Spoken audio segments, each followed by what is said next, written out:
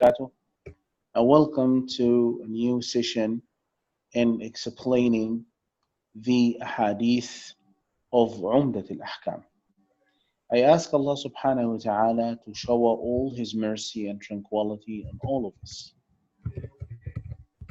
Uh, Umdat al-Ahkam, as I explained before, is a book or an anthology of hadith which basically concern with legal traditions. It's a book which was designed to compile the most authentic hadith of fiqh. In today's hadith, hadith number 8, is well known as the hadith of Abdullah ibn Zayd on the wudu of the Prophet sallallahu alaihi wasallam. We explained before the hadith of Humran, the client of Uthman ibn Affan radiallahu ta'ala anhu, on the ablution or the wudu of the Messenger sallallahu alayhi wasallam.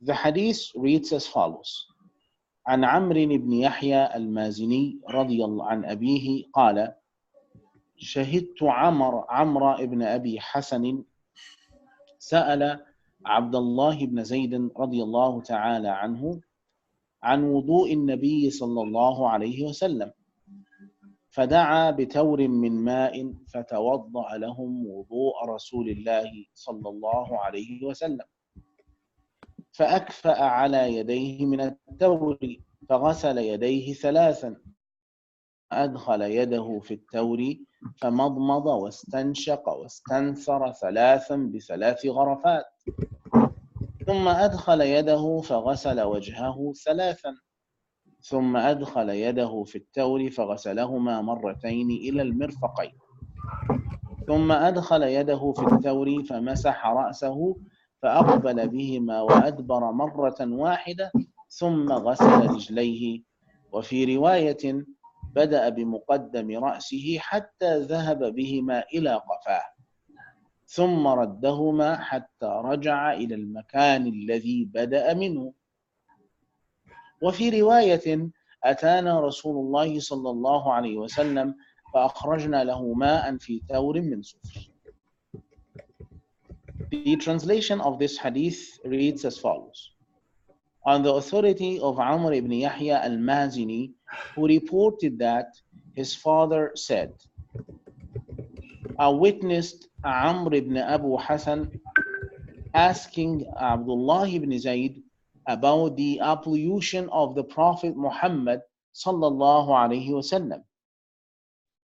So he asked for a vessel containing water and performed ablution of the Messenger, peace be upon him, for them. He tilted the vessel and poured water on his hands and washed them 3 times. Then he put his hand in the vessel, rinsed his mouth, sniffed up water onto his nose, and expelled it 3 times, using 3 handfuls of water. Then he put his hand in the vessel to get water and washed his face 3 times. Then he put his hand into the vessel and washed them up to the elbows twice. Then he dipped his hand into the vessel and wiped his head front to back and returning them to the front once. Then he washed his feet. This is the version of Imam al-Bukhari. According to another version of this hadith, Abdullah ibn Zayd was reported as starting by wiping the front of his head, the forehead, and wiped the head with them with his hands up to the back of the neck, and then he returned them to the point from where he started. In a third version, the Messenger, peace be upon him, came to us, and we brought him water in a brass vessel. Let us actually explain the meaning of this hadith. As I mentioned to you before, that we try to focus on the mechanism of how the scholars try to elicit the legal rulings from those ahadith of the Prophet sallallahu alaihi wasallam. First of all, Abdullah ibn Zayd says, when the Prophet came, we brought him water in a brass vessel. The scholars discussed in this statement the permissibility or impermissibility of using vessels made from brass. Why? Because we have a legal ruling, we have a discussion on the permissibility of using vessels made of gold and silver. So basically, according to this hadith, there is no problem in using brass vessels as long as this is halal according to the practice of the Messenger sallallahu alaihi wasallam. But what about using the gold and silver utensils? It is a matter of disagreement among scholars. Why? Because the hadith of the Prophet ﷺ, which was reported on the authority of Hudhayfah ibn al-Yaman, may Allah be pleased with him and his father, said, the Messenger ﷺ said, لا تشربوا في آنية الذهب والفضة ولا تأكلوا في صحافها فإنها لهم في الدنيا ولكم في الآخرة. He said, do not drink in silver or gold vessels, and do not eat in plates made from them, since it is for them, the disbelievers in this world, and for you in the next life. So the Prophet ﷺ prohibited them to eat or to drink in golden or in silver utensils or vessels. This is also based on the other hadith of Salamata radiallahu ta'ala anha, that the Messenger sallallahu alayhi wasallam said, whoever a silver vessel is only swallowing the fire of hell into his stomach. So the scholars who prohibited using these utensils made of gold and silver in making wudu or for eating or drinking. Basically, for eating and drinking, we have an explicit, self-evident text, which is the hadith of Hudhayfa and the hadith of Salama. But for using them for washing, for making ghusl, and for transferring or carrying water, etc., the scholar said that it is haram. And what is the basis of their conclusion? What is the basis? What is the basis of saying that it is haram to use them for ablution or for making ghusl? These utensils, which are made of silver and gold.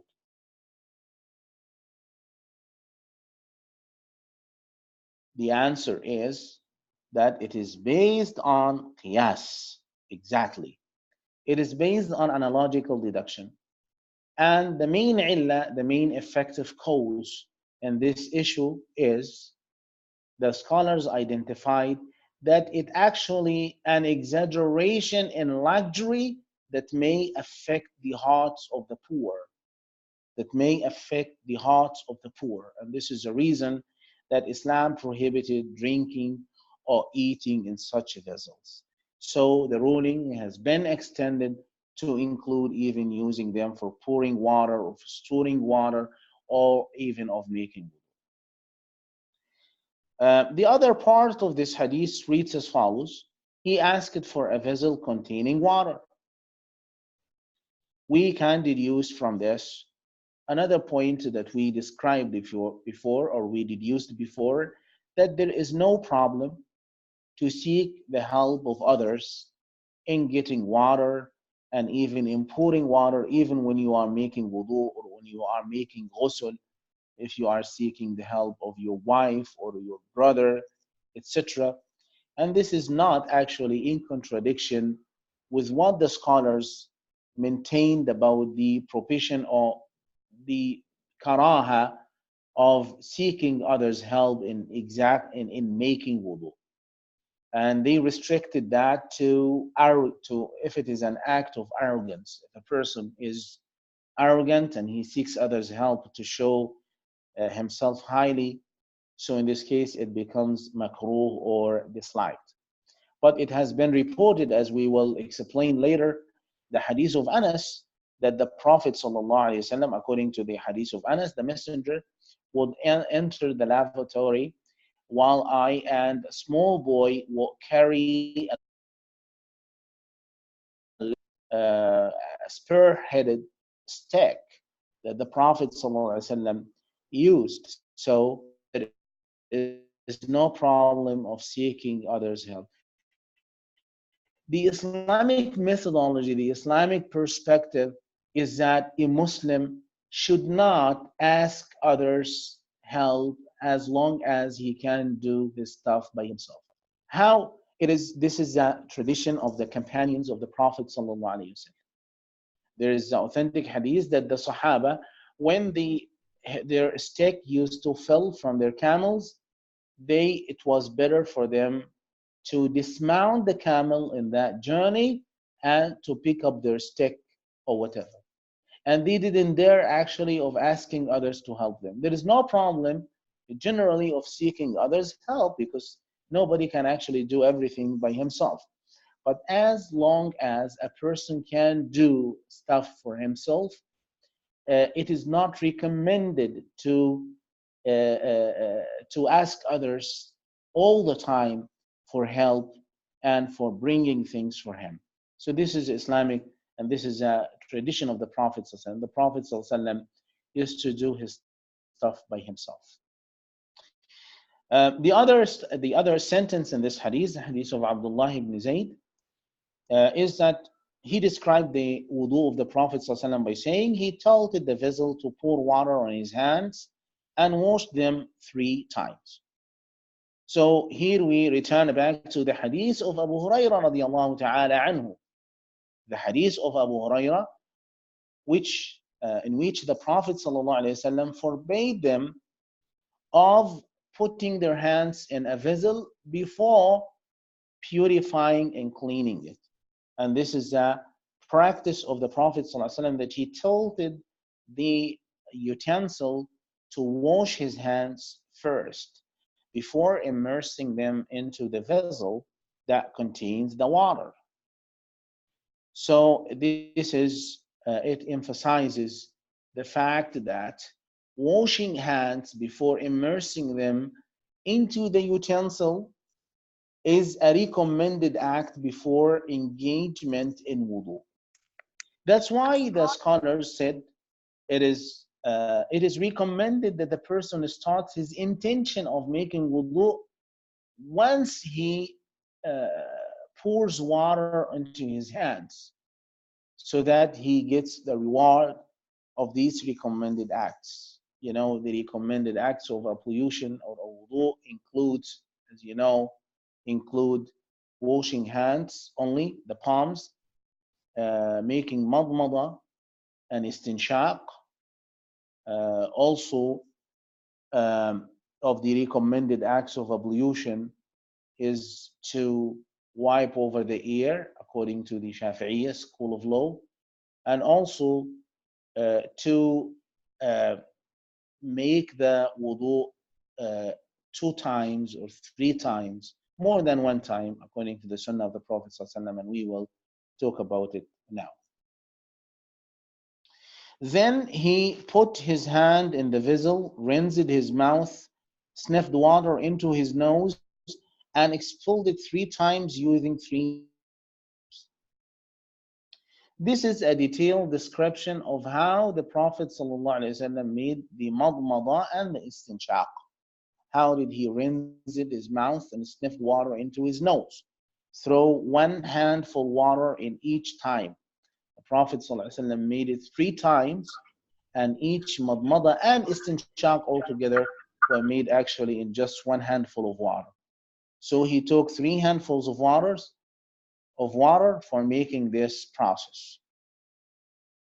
The Prophet ﷺ, according to the hadith of Abdullah ibn Zayd, he said, Abdullah said, I saw the Prophet ﷺ wash his mouth and sniffed water into his nose from one hand, and he did that thrice. This is a very explicit explanation and description of how the Prophet ﷺ made madmada and istinshaq. So this is also, according to this statement, madmada does not necessarily mean that a person spills water out. If a person stirs water into his mouth and then he swallows that water, it doesn't affect uh, the the proper legal description of madmada. And such is the case if he inhales water into his nostrils and he doesn't expel it. But the sunnah of the Prophet ﷺ that he expels it through his left hand. Moreover, there is a hadith of the Prophet ﷺ that a Muslim is supposed to exaggerate in making istinshaq, inhaling water, especially at the beginning of his day. Why?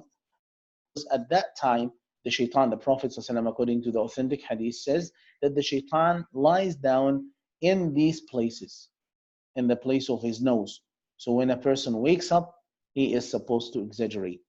A Muslim is not supposed to exaggerate in making istinshaq, in inhaling water into his nose in one occasion, in one case, which is when he is fasting. Because the Prophet ﷺ said, وَبَالِغْ فِي الْإِسْتِنْشَاقِ إِلَّا أَن تَكُونَ صَائِمًا, and exaggerate in istinshaq, in inhaling water into your nostrils, except only when you are fasting. Then he put his hand, Abdullah ibn Zayd is saying, then he put his hand in the vessel to get water and washed his face 3 times. So you note that Abdullah ibn Zayd started and he reported the wudu of the Prophet ﷺ. The messenger, he took water from the utensil, from the vessel. What does it mean? This means if you insert your hands in the vessel, it does not affect the purity of the water. It does not affect the purity of the water, and it does not make the water musta'mal. It does not render the water used. It does not change it to be a used water. Moreover, a woman can actually, a wife can put her hands, even if when she is in a state of janaba, when she is in a state of ritual impurity, while her husband is taking from the same vessel, and it doesn't affect it. This is further confirmed through the hadith of the Prophet ﷺ, from Aisha radiallahu ta'ala anha, that she described how the Prophet ﷺ used to make his ritual path, and both of them used to take from the same vessel, so it doesn't affect it at all. Then he put his hand into the vessel and washed them up to the elbows twice. The scholars deduced 2 points from this statement. The first point that we mentioned before, which is about whether the elbow is a part of the hand or not, and we mentioned that it is a part of the hand, because the Prophet even in the ayah, the word ila al-mirfaqaini, ila, to, is explained to mean with, and this is used commonly in the Quran. So, and it is further explained by the hadith of the Prophet ﷺ that al-mirfaqani min al-yad. So the elbows are a part of the hands. There is no problem about this. But the other point is the Prophet ﷺ washed his face 3 times. But when he washed his hands up to the elbows, he washed them twice. So the scholar said that the sunnah of the Prophet ﷺ is to follow him. It is recommended to follow the practice of the Prophet ﷺ. The Messenger used to make wudu sometimes one time, and sometimes he used to make it twice. Some other times he made it three times. So sometimes the Prophet ﷺ washed his face three times, but he washed his hands up to the elbows twice.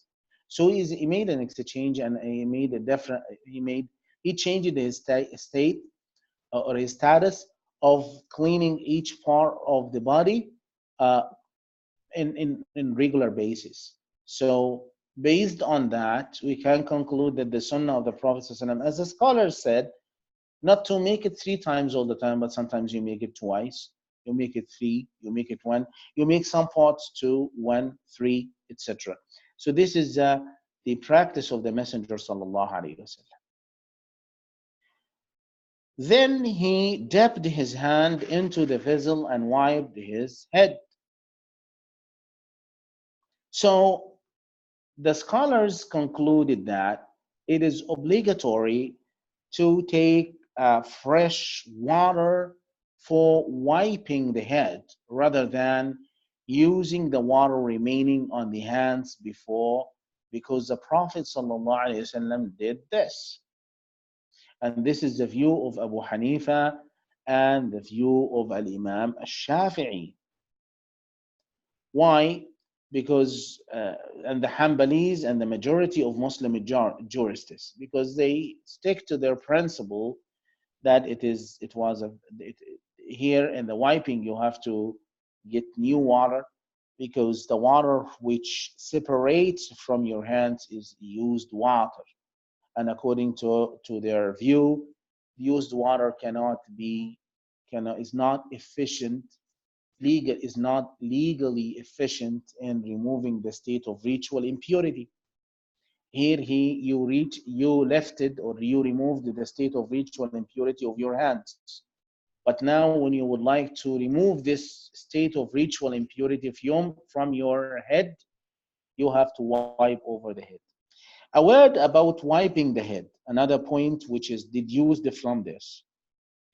The Prophet ﷺ wiped over his head just one time, and this is a tradition according to the tradition of Uthman and according to the tradition of Abdullah ibn Zayd.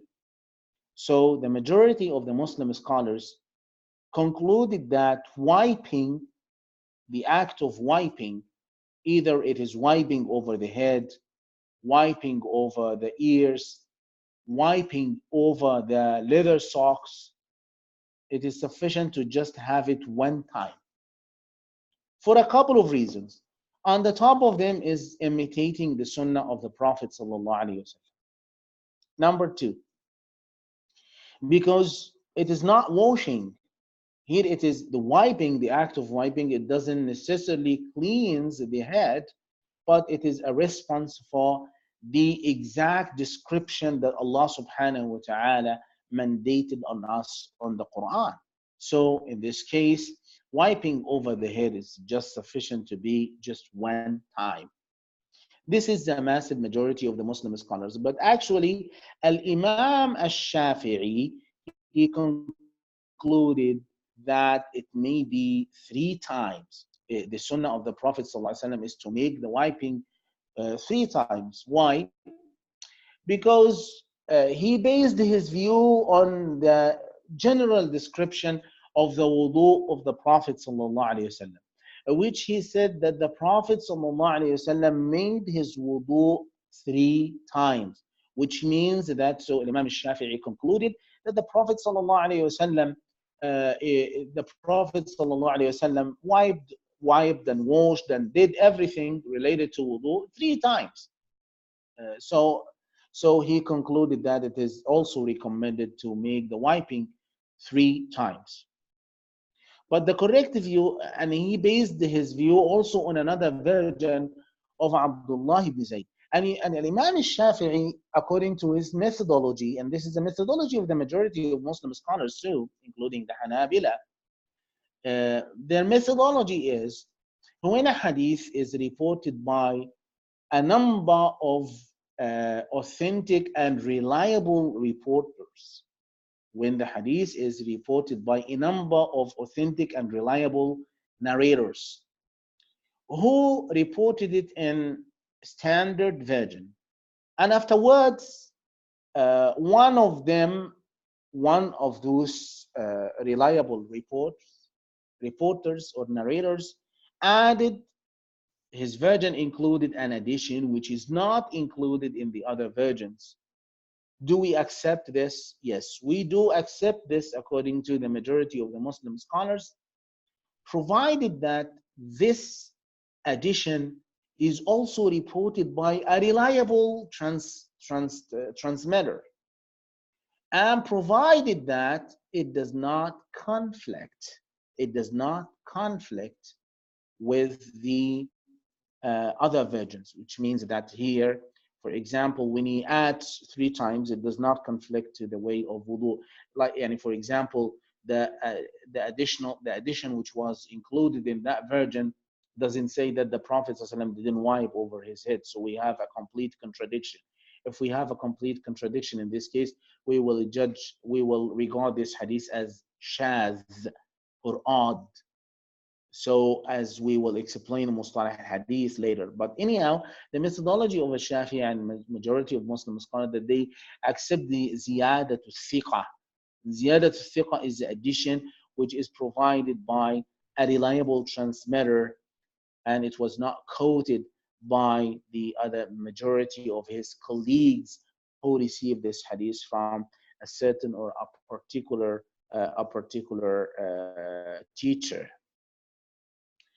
From this hadith, it adds something that was not mentioned in the hadith of Humran, the Mawla of Uthman ibn Affan. Why? Here we come to another point of disagreement among the scholars, which is the question: how much should we actually wipe over the head?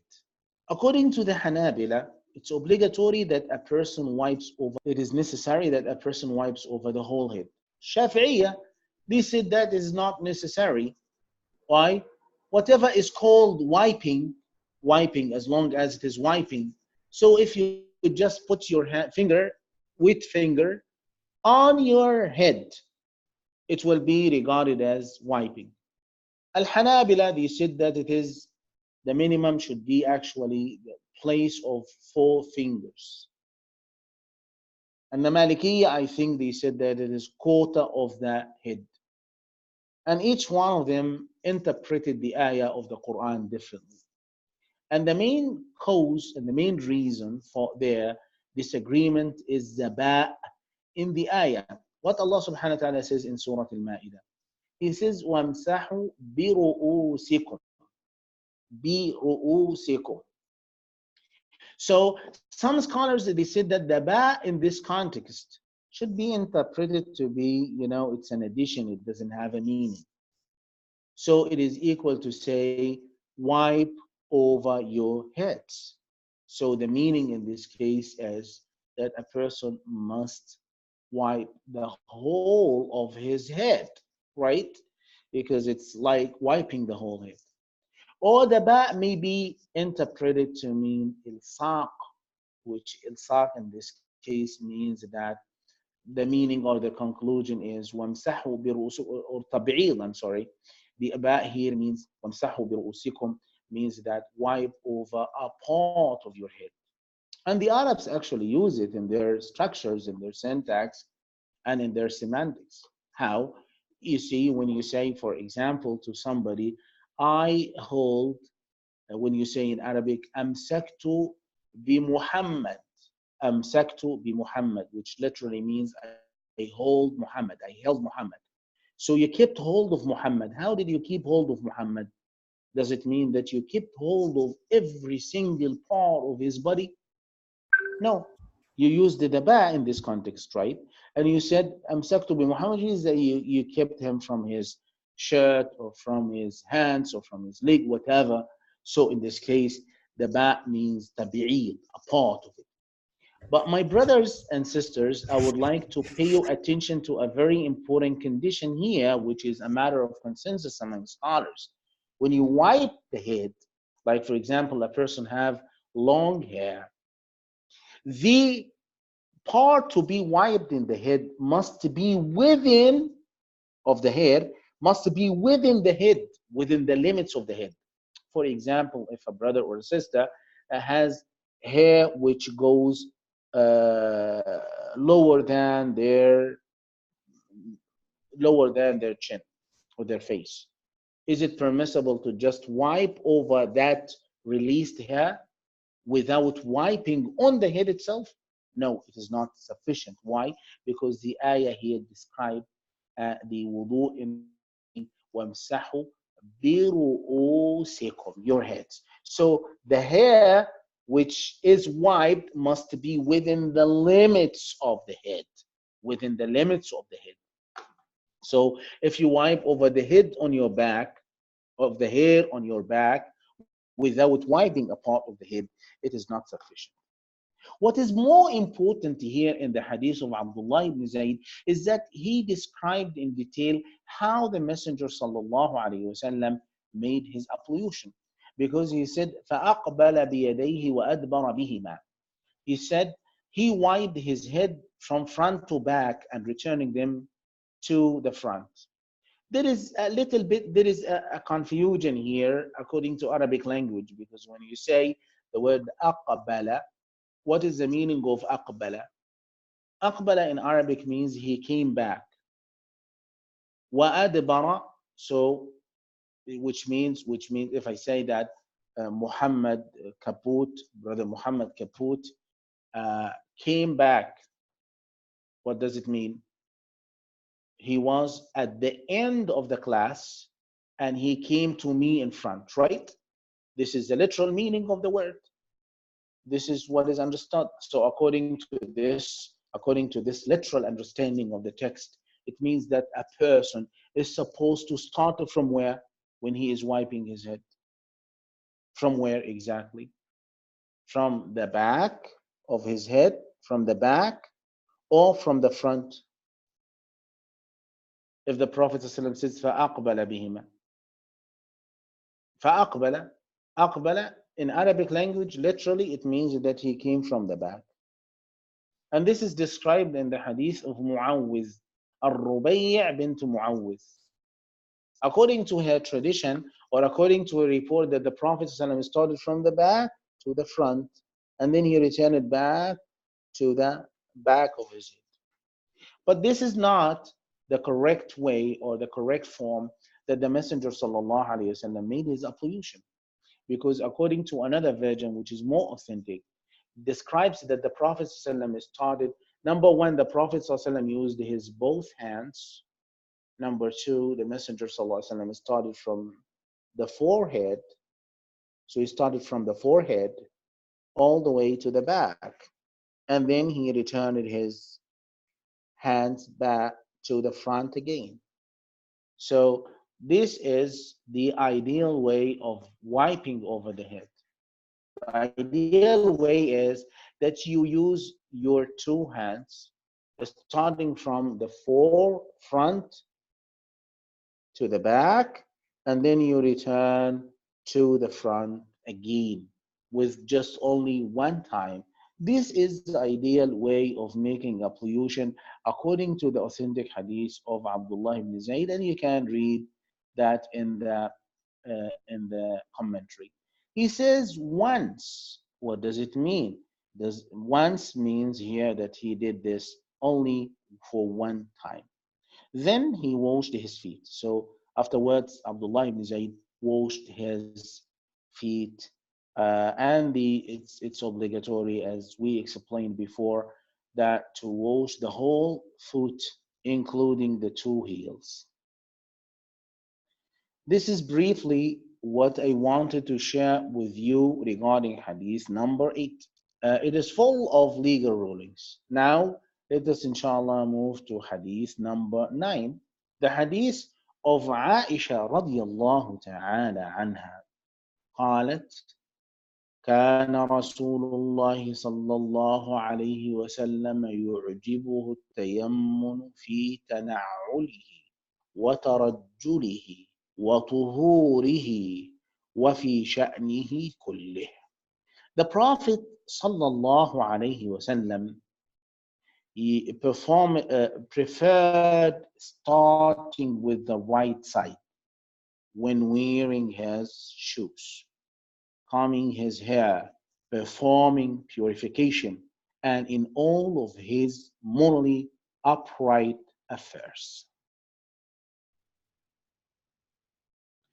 According to this hadith, my brothers and sisters, number one, the Prophet ﷺ, here Aisha radiallahu ta'ala anha is uh, is reporting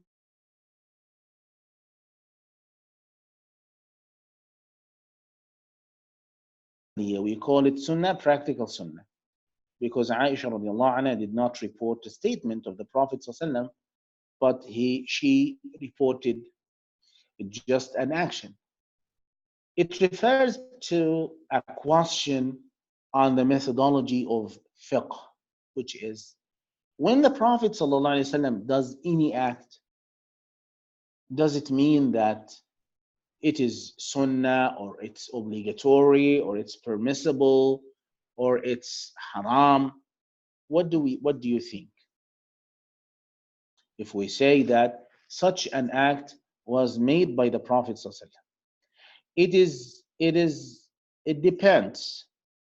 But basically, the practice of the Prophet ﷺ, at least it means that this is permissible. This is permissible. Why? Why it is permissible? Because the Prophet ﷺ doesn't do anything haram and he doesn't make anything which is disliked. Why?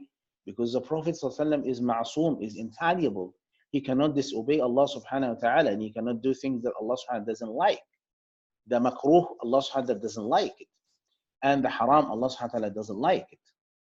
So when the Prophet ﷺ does anything, but it turns to become recommended in only one case, and I explained it before, this is when the Prophet ﷺ is doing something which is an act of devotion.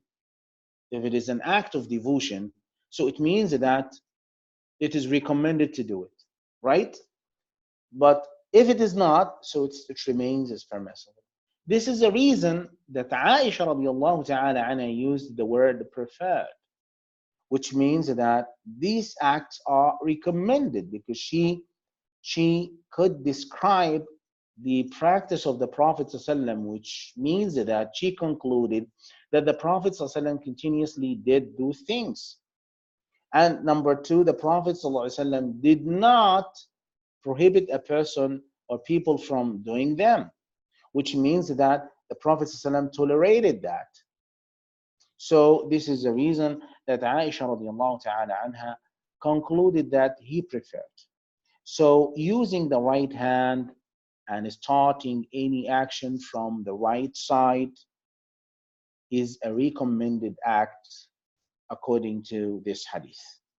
Using the right hand opposes, in fact, the practice of the shaitan, because the shaitan was described in the authentic hadith of Ibn Umar, may Allah be pleased with him, who said that the Prophet ﷺ said, when any of you eats, let him eat with the right hand. And when he drinks, then let him drink with the right hand. Since, since the shaitan since the shaitan eats and drinks with his left hand. This hadith is authentic.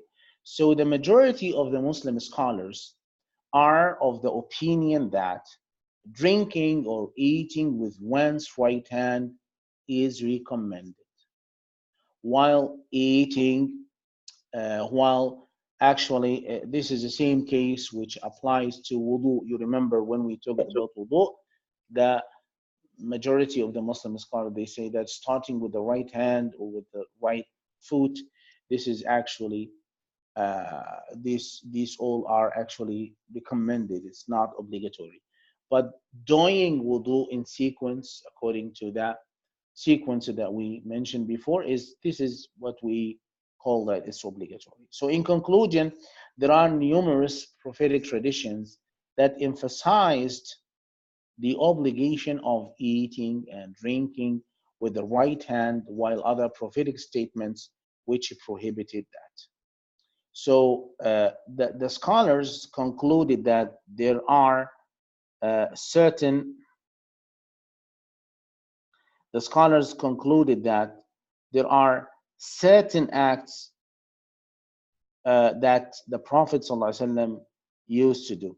And here it brings us back to another thing, which is sometimes the Prophet ﷺ commands us to do something, but this command turns to be interpreted as to just recommendation. It's not obligatory. How the scholars concluded that this is basically in certain occasions that you see in front of you. Number one, when the Prophet's action contradict his prohibitive statements. You remember when the Prophet ﷺ prohibits something, when the Messenger ﷺ prohibited drinking while standing. But later it was reported that the Prophet ﷺ drank while standing. So in this case, we interpret his prohibition not to be haram, but to just be its guidance, which means that it is disliked.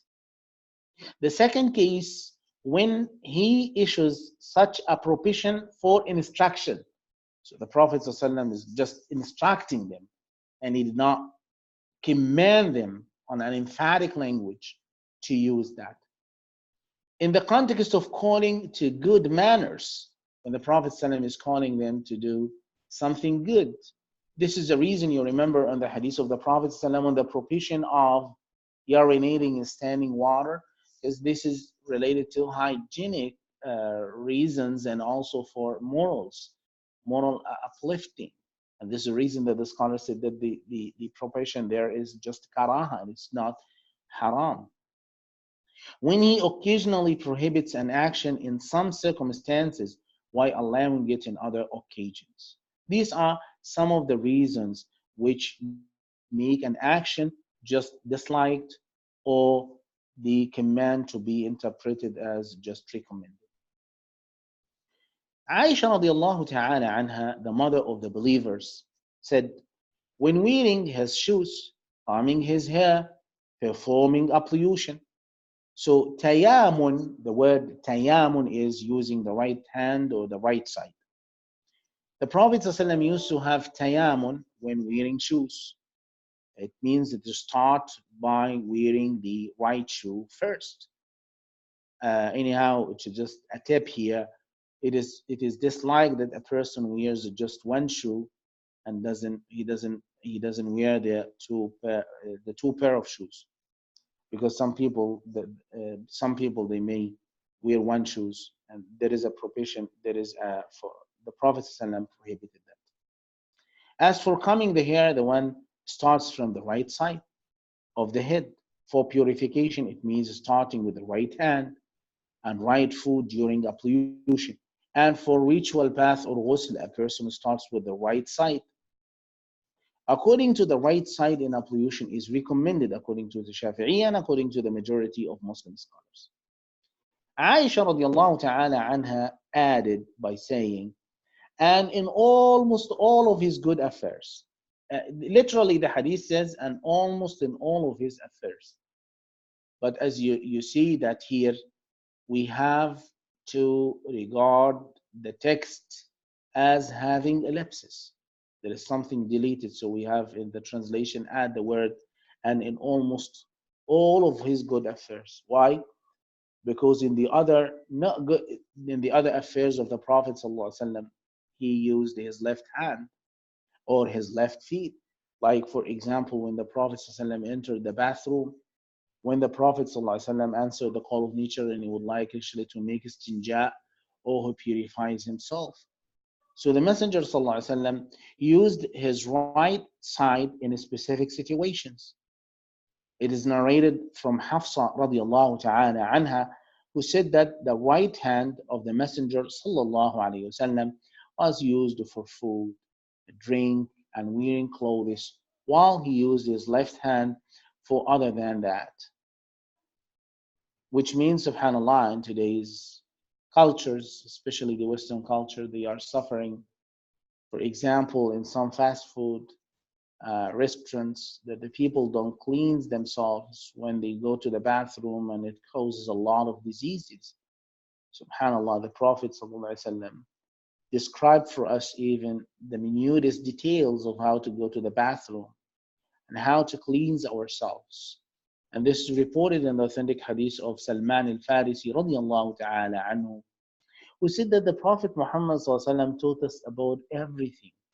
He left nothing unexplained, sallallahu alayhi wasallam, even how to cleanse ourselves when we go to the bathroom. The Prophet sallallahu alayhi wasallam, as we will explain the hadith of Abi Qatadah al-Harith ibn Rib'i al-Ansari later, he sallallahu alayhi wasallam said, "None of you should hold his private part with his right hand while urinating, nor purify himself with his right hand after answering the call of nature. Nor should anyone breathe into a drinking vessel." This hadith was reported by both Bukhari and Muslims. So the Prophet ﷺ, after considering all the texts relating to the use of the right and left hand, Ibn al-Mulaqqin gave us a very, very important conclusions. Ibn al-Mulaqqin, he has a commentary on Umdat al-Ahkam. It's called al-I'lam bi Fawaid Umdat al-Ahkam.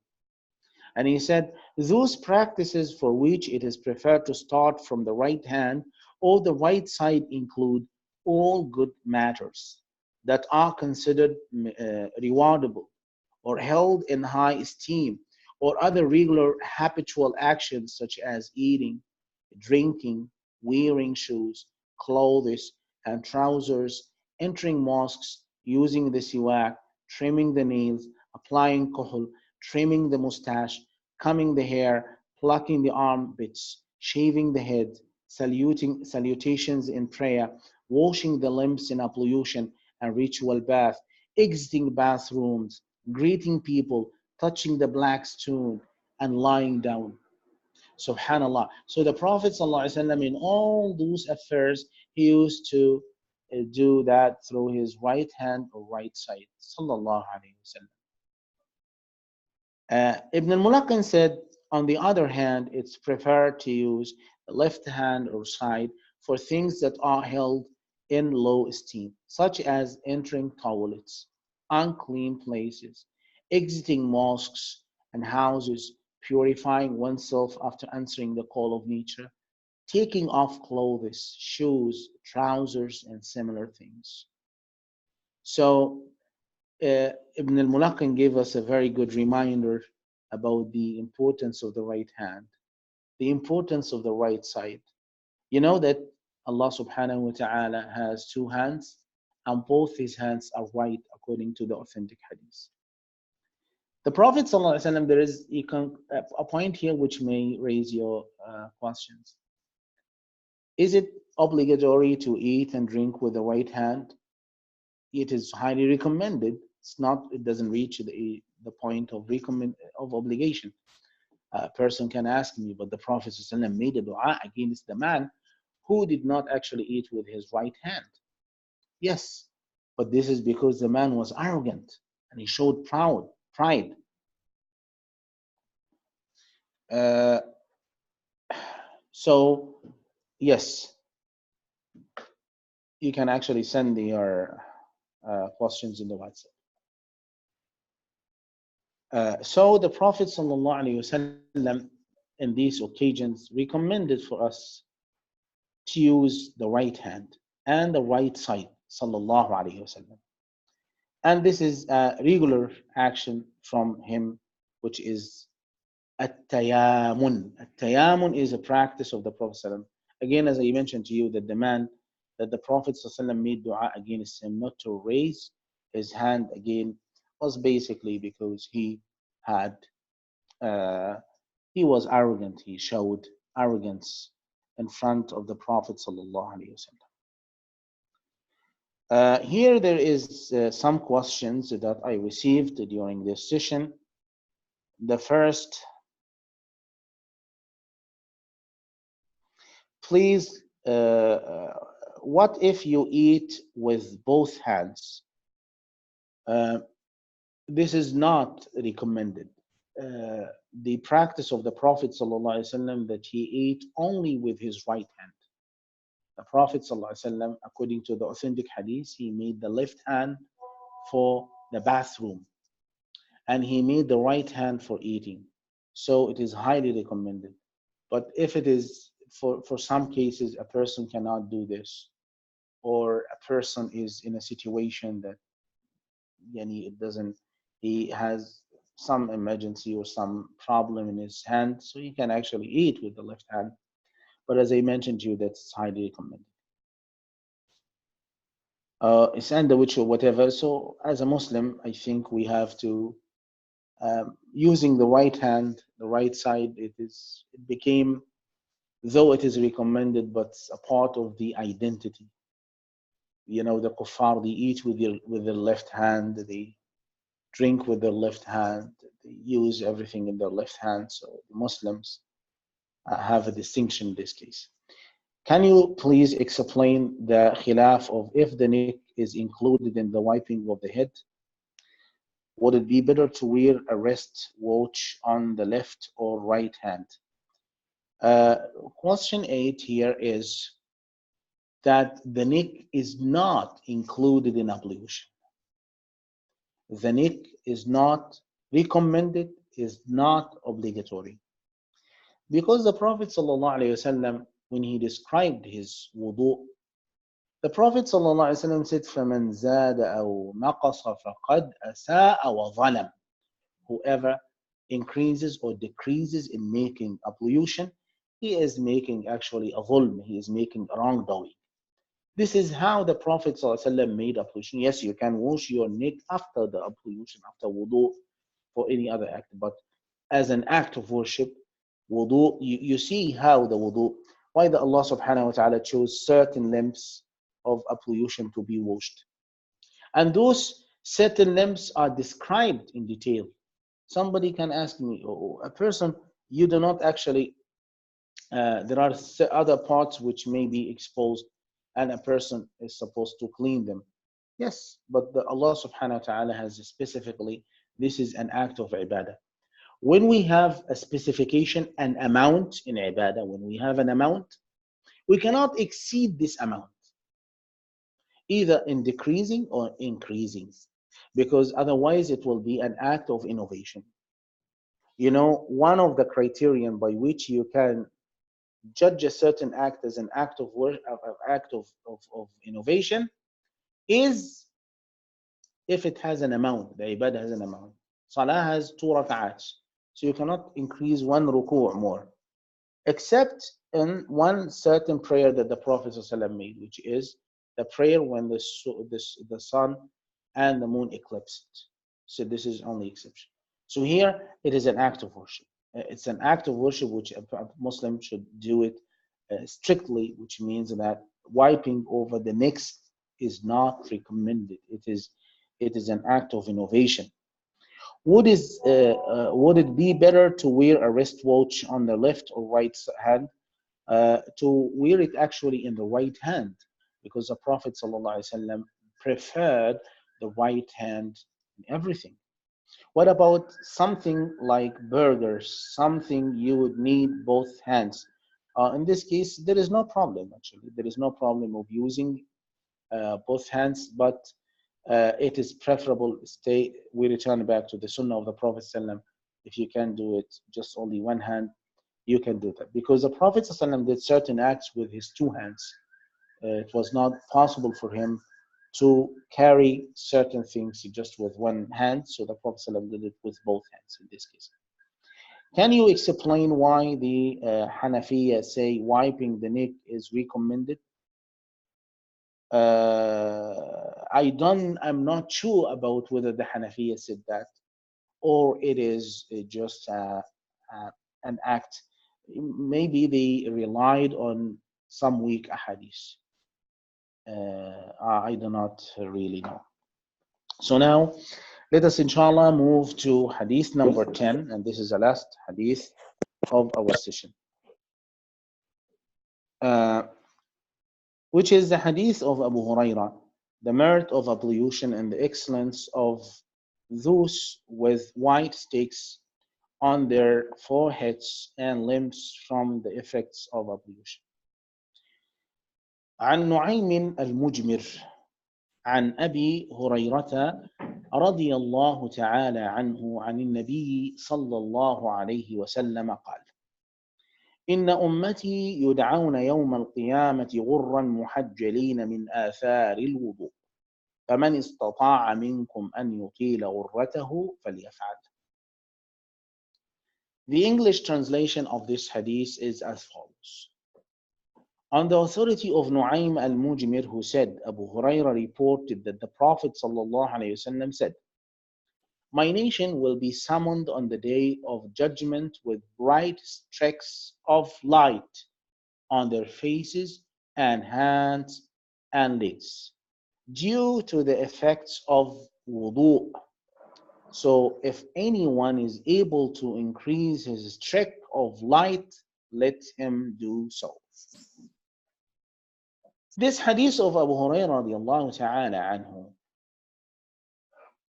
suggests from the first look at the literal analysis of this hadith, it suggests that a person increases. So now here is the answer of the brother who was talking about the Hanafiya. Okay. The answer of his question is that they relied on the hadith of Abu Hurairah radiallahu ta'ala anhu. And Abu Hurairah radiallahu ta'ala anhu said that whoever, the Prophet according to the hadith that he attributed to the Prophet that if anyone is able to increase his streak of light, let him do so. Okay, this is explained, so it means that if you like the ornament, the reward to be more, so more. This is explained in the other hadith of Muslim, which is related in the version of Imam Muslim, in which the Prophet ﷺ, in which it was said, Nu'aym al-Mujmir says, رأيت أبا هريرة يتوضأ فغسل وجهه ويديه حتى كاد يبلغ المنكبين ثم غسل رجليه حتى رفع إلى الساقين ثم قال سمعت رسول الله صلى الله عليه وسلم يقول إن أمتي يدعون يوم القيامة غرا محجلين من آثار الوضوء فمن استطاع منكم أن يطيل غرته وتحجيله فليفعل.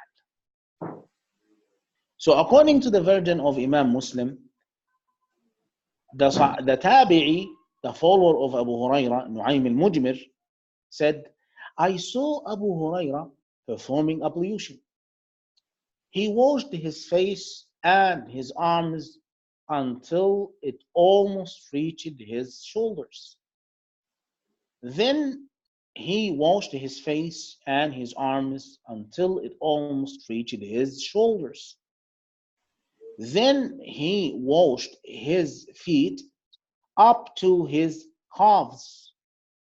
Then he said, I hear the Messenger of Allah say, my nation will be summoned on the day of resurrection, having bright streaks of light on their faces, hands, and legs, due to the effects of pollution. So, if anyone is able to increase his streak of light on his forehead and his hands and legs, let him do so. So, what did Abu Huraira do in this hadith?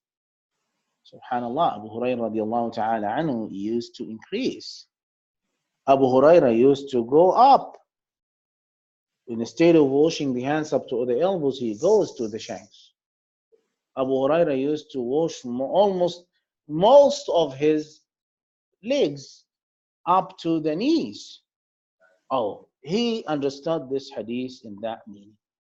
There is a third version which is also included in Muslim in Sahih al-Imam Muslim. He says, سمعت خليلي صلى الله عليه وسلم يقول تبلغ الحلية من المؤمن حيث يبلغ الوضوء. In another version, which was related by Imam Muslim, Abu Hurairah said, I heard my Khalil, sallallahu alayhi wasallam, my closest friend, saying, the extent of adornment for a believer on the day of judgment what was washed during ablution. So if you like your ornaments to be increased, you have to make like Abu Hurairah according to this literal meaning. We will come, my brothers and sisters, to explain that in detail, because in fact this contradicts with another point that we have just mentioned. Do not increase, do not decrease, right? So why Abu Hurairah ta'ala anhu is doing this? Why Abu Hurairah is report the hadith of the Prophet ﷺ says, فَمِنْ اسْتَطَاعَ مِنْكُمْ أَنْ يُطِيلَ غُرَّتَهُ وَتَحْجِيلَهُ فَلْيَفْعَلْ. Whoever would like to increase the streaks of light in his face and in his hands, he must do that. He should do that. Okay, we will answer this right now, but let us actually focus on the first statement of the hadith. The Prophet ﷺ says, my nation will be summoned on the day of judgment with bright streaks of light on their faces, hands, and legs due to the effects of ablution. My brothers, this is a very, subhanallah, this is a note on the word ummah. The word ummah in Arabic language, it's a homonym and it has many meanings. I will leave it for you, inshallah, to read it in the book. Subhanallah, it is amazing to tell you that the word ummah has more than 8 meanings. 8 meanings. So when you read the Quran and contemplate about its meanings, you have to understand the word ummah. The ummah sometimes means time. The ummah means a group of people. The ummah means people to whom Prophet was sent. A comprehensive leader is called ummah. Kana Ibrahim, inna Ibrahim kana ummah. But anyhow, this is not our topic. I would like to focus on something. The Prophet ﷺ, when he says inna ummati, what is the ummah of the Prophet ﷺ? Who are who belong to the ummah of the Prophet Muhammad ﷺ? There are 2 ummahs of the Prophet ﷺ. Ummatul da'wah, which means the people to whom the Prophet ﷺ was sent. So it includes the Australian, it includes the British, it includes the Muslims and non-Muslims, everybody. So this is called the Ummah of Da'wah. This is the Ummah that the Prophet ﷺ was sent to save from the hellfire. And the second meaning of the Ummah is Ummatul Ijaba, the Ummah which responded to the call of the Prophet ﷺ, so it refers to the Muslims. The question is here, is ablution peculiar for the nation of the Prophet Muhammad ﷺ? Al-Imam al-Halimi, he is a commentator of al-Bukhari, and he said that wudu is one of the peculiar aspects of the Muslim nation. But Ibn Hajar contended this view through authentic reports proving that Sarah, the wife of Prophet Ibrahim alayhi salam, performed ablution when the king tried to approach her. And also similarly, you remember the story of Jurayj, the Abid, the worshipper, the one who had the synagogue, and the prostitute came and claimed that he committed adultery with her. You know the story when his mother came and called upon him, and he did not, and he turned to his prayer for a couple of times. So his mother made a dua against him that Allah subhanahu wa ta'ala doesn't make him die until he sees the faces of the prostitutes. You know the story. Jurayj, when the prostitute claimed that he made adultery with her, uh, and she brought the baby, and he asked them permission to make ablution and then to make prayers. So briefly, we can say that ablution is not special for this ummah. It was also for other ummahs. what is very special about wudu for the Ummah of Muhammad sallallahu alaihi wasallam, my brothers and sisters, are two things. Number one, that the Muslims will be recognized on the day of judgment because of their wudu. We will be recognized for the Prophet ﷺ according to our own wudu. The hadith, the authentic hadith of the Prophet ﷺ, when he went with his companions to the graveyard.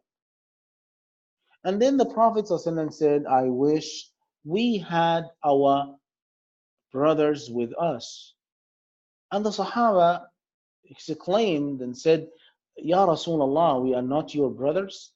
He said, no, you are my companions. My brothers are the ones who didn't come yet, who hadn't come yet. So they asked the Prophet ﷺ, so how do you recognize your ummah, your people? The Prophet ﷺ, when on the day of the night journey, the Prophet ﷺ was showing the ummah of Moses filling the horizon. So the Sahaba asked the Prophet, how do you recognize your ummah? And he said, you can imagine if a man has a herd or a flock of black horses mingling with white horses, should he recognize his white ones? He said, definitely he would, because of this color. He said, this is the same. This is what will happen for me on the day of judgment. The Muslims will be resurrected. Yud'auna, they will be resurrected having light in their faces out of wudu. I will call upon them to drink from the Hawd al-Kawthar. But unfortunately, some of them will not respond. The angels will say to me, don't call upon them. You don't know what did they do after you. They changed your sunnah. And then the Prophet ﷺ says, suhqan suhqan, or bu'dan bu'dan. Another privilege for wudu, my brothers and sisters. According to the authentic hadith of Abu Hurairah radiallahu ta'ala anhu, the lengthy hadith which is mentioned in Sahih al-Bukhari, about citing Allah subhanahu wa ta'ala on the day of judgment. So in the middle of this hadith, the Prophet sallallahu alaihi wasallam describes the status of certain people who will be destined for the hellfire. Unfortunately, those people will be completely purged in the hellfire, with the exception of 7 things. Do you know what are those 7 things? These are the 7 parts which a person used to make sujood on. Which a person makes sujood on. وحرم الله على النار أن تأكل من ابن آدم موضع السجود. The hellfire is prohibited to approach the parts that were used in sujood. Qadi Iyad and some other scholars extended the ruling to wudu also. They said that Allah subhanahu, because mostly those parts which are made in sujood, they are also washed in wudu, and they are not mostly being touched by the hellfire on the day of judgment. Let us go into the point which is very important. If anyone is able to increase his streak of light, let him do so. According to the explicit meaning of this phrase, my brothers and sisters, in order to lengthen the streaks of light, one is encouraged to exceed the limits stipulated to be washed from his limbs during his ablution. Especially the face, arms, and legs. And this is, in fact, has been suggested by the hadith of Abu Hurairah. So this is a view of the majority of scholars, including Abu Hanifa, al-Shafi'i, Ahmad, and their followers. They said that we should actually increase the parts to be washed in wudu. Moreover, they differed on the limits of additional parts that are washed. For example, Ibn Daqiq al-Eid, in his commentary on al-Ahkam, on his book, Ibn Daqiq al-Eid maintained that there is nothing in this report to fix or limit to the part of the forearms and legs to be washed, since Abu Huraira used this hadith in this absolute sense, and apparent meaning to wash his forearms close to the shoulders. My brothers and sisters, An-Nawawi gave three possible ways of prolonging tahjeel. How to prolong these streaks of light. Number one, according to Imam An-Nawawi, he said some scholars held that one can wash the hands and forearms up to the shoulders, while the feet and heels are extended to include the knees. This is proven from what Abu Huraira did, as is implied from the prophetic traditions, and it is further reported that Ibn Umar used to exceed the limits that was obligatory to be washed in ablution. Okay. The second alternative is mentioned by Imam al-Nawawi, which is also advocated by some scholars, held that prolonging the streaks of light necessitates washing the upper part of the arm. But there is a third view of a group of scholars who said that extended that it is as much as a person can afford. And they relied on the hadith reported by Imam Muslim, in which Abu Hurairah radiallahu anhu reported or quoted the Prophet ﷺ saying that the extent of ornament for a believer on the day of the judgment will reach what was washed during the ablution. تبلغ الحلية من المؤمن حيث يبلغ الوضوء. My brothers and sisters, from my analysis and relying on the statements of other scholars, especially the Malikiyya, and this is the view of Imam Ibn Taymiyyah and Ibn al-Qayyim, and many of the modern scholars, I would like to tell you that it is not necessary and it's not recommended to increase in any part of ablution. Why? Number one, because exceeding the limits assigned by Allah subhanahu wa ta'ala, the lawgiver for ablution, is a claim that must be supported with an authentically established proof, which is almost lacking in this issue. We don't have an authentic hadith which suggested that a person increases a part of his ablution. There is no authentic hadith in this regard. So it comes the question. The question is raised again, my brothers and sisters. What about the hadith of Abu Hurairah radiallahu ta'ala anhu that you have just mentioned to us? Okay, slow down. Number one, the hadith of Abu Hurairah radiallahu ta'ala anhu, in which he reported, فَمَنِ اسْتَطَاعَ مِنْكُمْ أَنْ يُطِيلَ غُرَّتَهُ فَلْيَفْعَلْ. Whoever likes to strengthen his streaks of light should do this. This is not a statement of the Prophet sallallahu alaihi wasallam. It's a statement of Abu Hurairah radiallahu ta'ala anhu. How do we know this? Through compiling all the versions of the hadith. We came to the conclusion there is a certain report, a certain version, which is provided in the Musnad of Al-Imam Ahmad rahimahullah, in which Nu'aym al-Mujbir, he expressed his doubt. I don't know whether Abu Hurairah attributed it to the Prophet ﷺ, so it is a hadithul marfu', or he just said it and it's a statement of Abu Hurairah. So most probably, this statement, فَمَنِ اسْتَطَاعَ مِنْكُمْ أَنْ يُطِيلَ غُرَّتَهُ أَوْ غُرَّتَهُ وَتَحْجِيلَهُ فَلْيَفْعَلْ. This is a statement of Abu Hurairah radiallahu ta'ala anhu.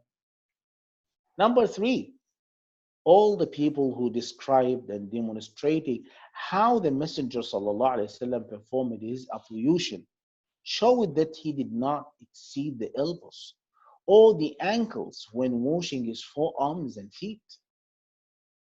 Number four, the ayah of ablution in Surah Al-Ma'idah explicitly assigned the washing of hands and forearms up to the elbows and feet up to the ankles.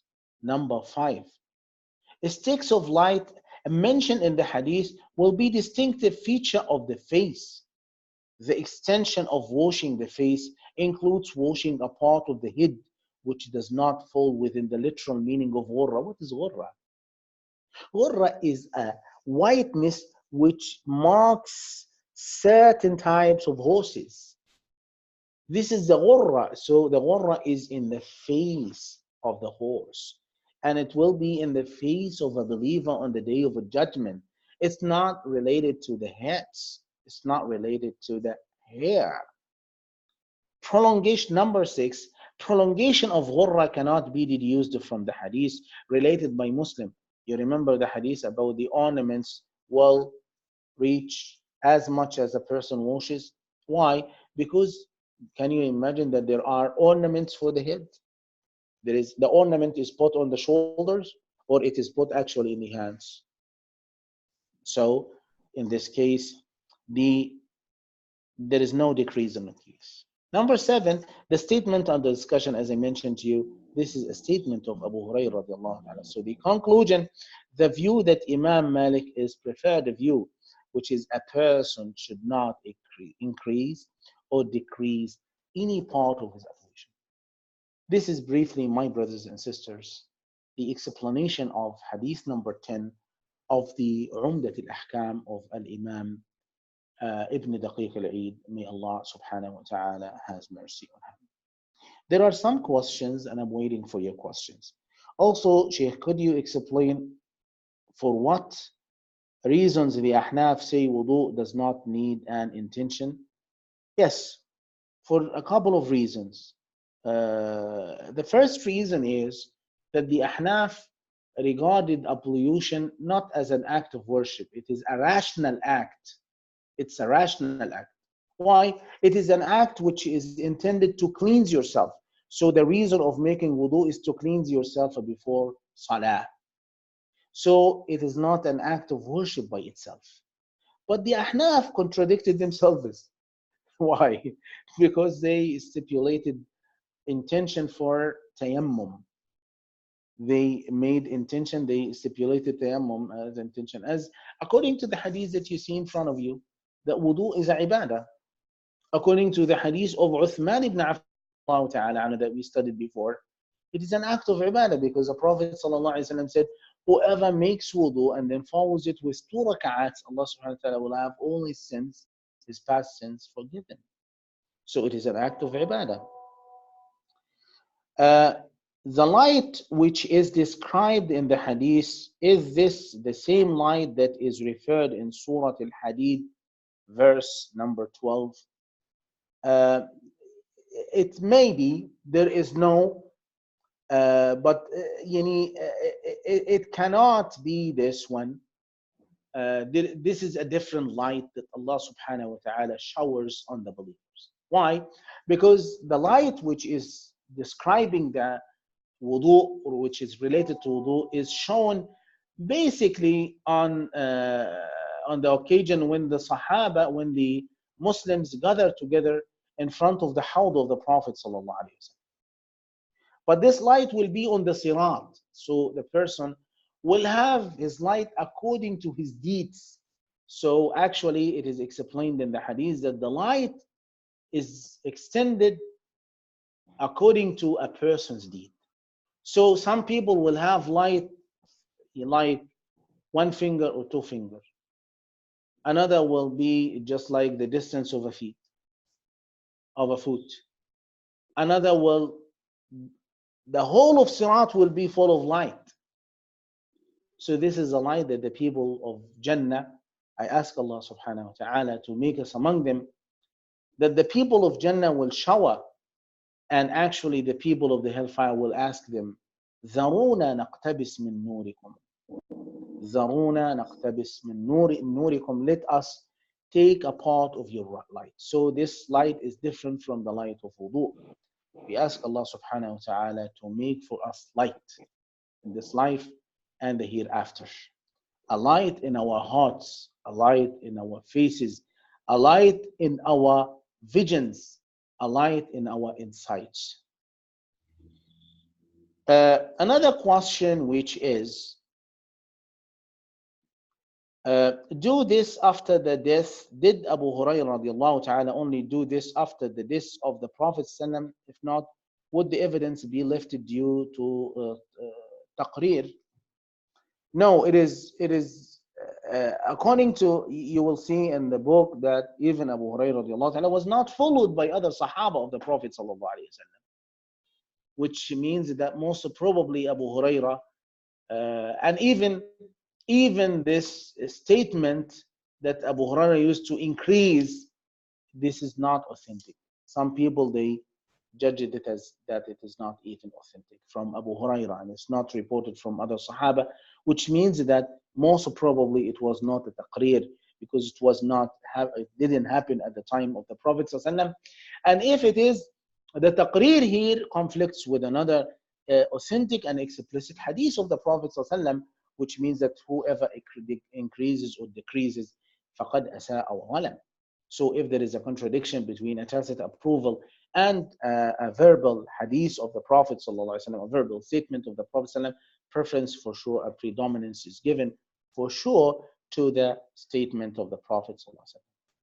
Just regarding hifz of the hadith, do we memorize the main hadith only? Yes, it is just you memorize the main hadith only. We will stop inshallah at this point, and I ask Allah subhanahu wa ta'ala at the end of this session to shower all his mercy and all of his tranquility upon all of us. وصلى الله على سيدنا محمد وعلى آله وصحبه وسلم.